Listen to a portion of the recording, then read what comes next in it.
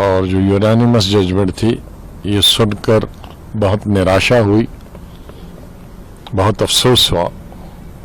मैं शुरू से ही कह रहा था कि दो अदारे हैं जो इसका फैसला कर सकता है, एक पार्लियामेंट, मरकजी सरकार, और दूसरा सुप्रीम कोर्ट।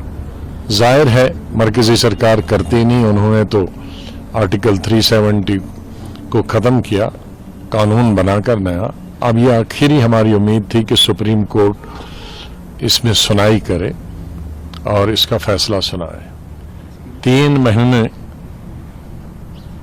4 महीने इस पर बहस हुई पार्लियामेंट के अंदर, और मुख्तलिफ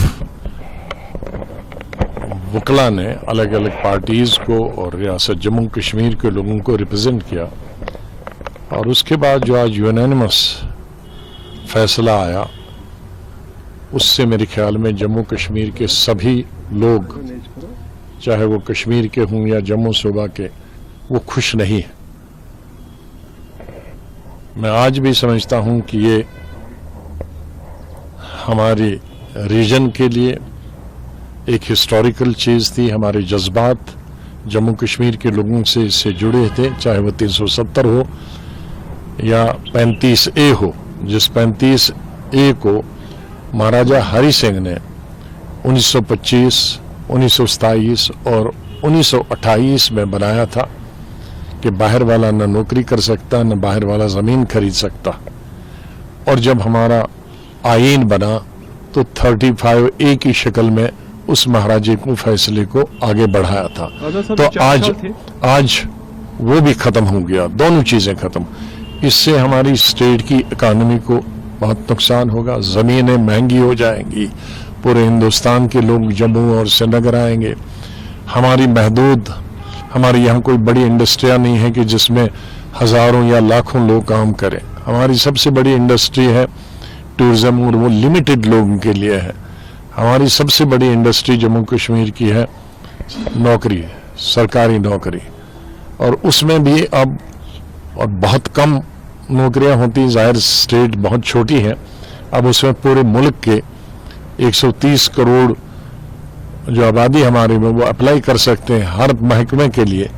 तो हमारे जो नौजवान बच्चे हैं या बच्चियां हैं पढ़ी लिखी, वो और बेकारी हमारी बढ़ेगी, कई गुना और ज्यादा बढ़े। तो ये तमाम चीजें जब रखी गई थी आर्टिकल 370 में, 35A में, 35A में, इन तमाम चीजों को नजर में रखा गया था कि एक बॉर्डर स्टेट है, एक तरफ से चाइना है, दूसरी तरफ से पाकिस्तान है, और कोई यहाँ जरिया आमदनी नहीं है, कोई खदाने नहीं है, बड़े कोयले की खदाने या दूसरी खदाने। तो ये चीजें आर्टिकल 370, 35A रखना चाहिए ताकि इनको तमाम लाजमात मिले। आज उन लाजमात, अब उन लाजमात से हम कि कोर्ट जाएंगे, हम कह सकते हैं आज के बाद जम्मू कश्मीर के लोगों का कोर्ट से भी अब भरोसा हट गया है। मैं ये तो नहीं कह सकता कोर्ट से भरोसा उठ गया, लेकिन ये था कि एक उम्मीद थी, क्योंकि कई चीज़ों में हम सब ने, हिंदुस्तान के हिंदू मुसलमान ने पिछले कई सालों से कहा था जो कोर्ट करेगा वो आखिरी फैसला होगा। जैसे बाबरी मस्जिद के बारे में कहा था, इसी तरह से और कई चीज़ों में कहा था, और उसको स्वीकार किया था। तो अब हमारी उम्मीद थी कि सुप्रीम कोर्ट, क्योंकि वो किसी दल की, किसी पक्ष की, किसी सियासी पार्टी से ताल्लुक नहीं रखते हैं, और ख़ास तौर से आज की जो ये बेंच था, वो बिल्कुल मैं कह सकता हूँ कि बहुत ही अच्छा बेंच था। लेकिन अब उन्होंने कॉन्स्टिट्यूशन को इंटरप्रेट किया, और कॉन्स्टिट्यूशन के हिसाब से उन्होंने कहा कि 370 है। लेकिन मैं बुनियादी तौर पे कहता हूँ कि इसको ख़त्म करना 5 अगस्त 2019 को ही गलती थी। जल्दी में किया गया था, बहुत जल्दी में किया गया था, और जम्मू कश्मीर के अवाम से तो कोई पूछ नहीं सकता है इतने आम से, लेकिन जम्मू कश्मीर की सियासी पार्टियों से पूछा जाना चाहिए था, तो वो नहीं हुआ। पूछा तो नहीं गया। व्हाट नेक्स्ट पॉलिटिकली कोई और फंडा है या नाउ प्रिपरेशंस फॉर इलेक्शंस? अब तो सुप्रीम कोर्ट ने कह दिया है कि 30 सितंबर तक इलेक्शन होने चाहिए और उसके फौरी बाद स्टेटहुड देना चाहिए। तो अभी उन्होंने गुंजाइश कुछ रखी नहीं। तो अब ये कह सकते हैं कि ये जो फैसला था कोर्ट का,